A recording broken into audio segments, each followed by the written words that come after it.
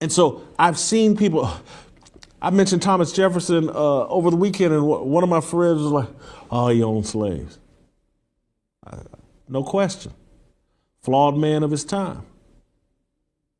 I said, hey, one day we're going to be judged. Those of us who played any role in an abortion, we're going to be judged.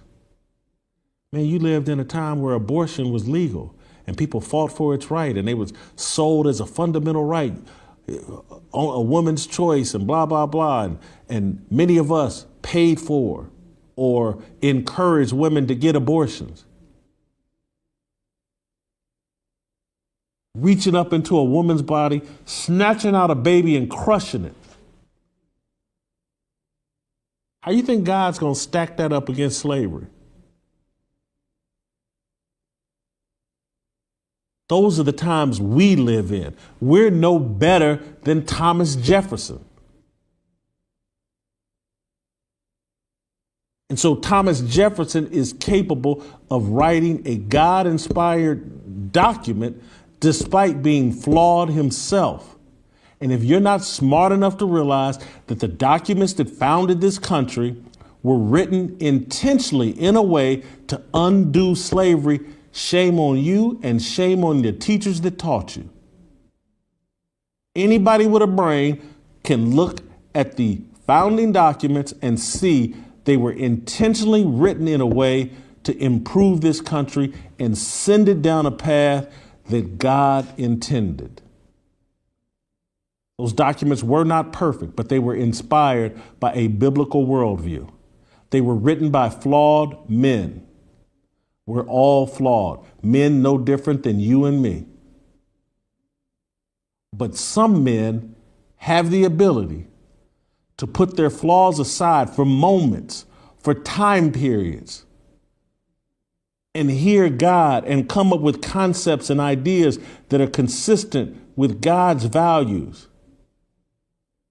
That's what made this country great, those documents. If you go read the rough drafts of the Declaration of Independence, if you understand that in order for something to be put into the Declaration of Independence, all 13 colonies had to agree on it. But if you go look at what Thomas Jefferson wrote originally, and I've looked at them with my own eyes, I've held the documents with my own hands. The rough drafts, what he tried to get through, that only 11 of the 13 colonies approved, but it was a direct attack on slavery.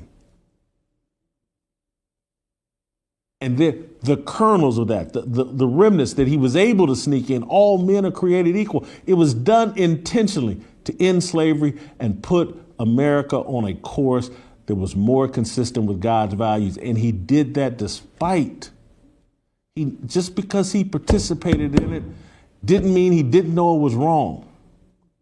And that's why I'm sitting here telling you, even though I didn't know, but I was involved in an abortion.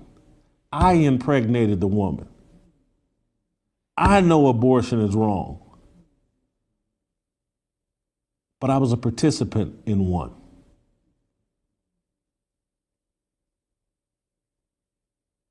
No different.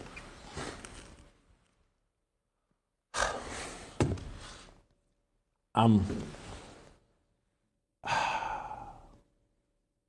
think that's all I want to say.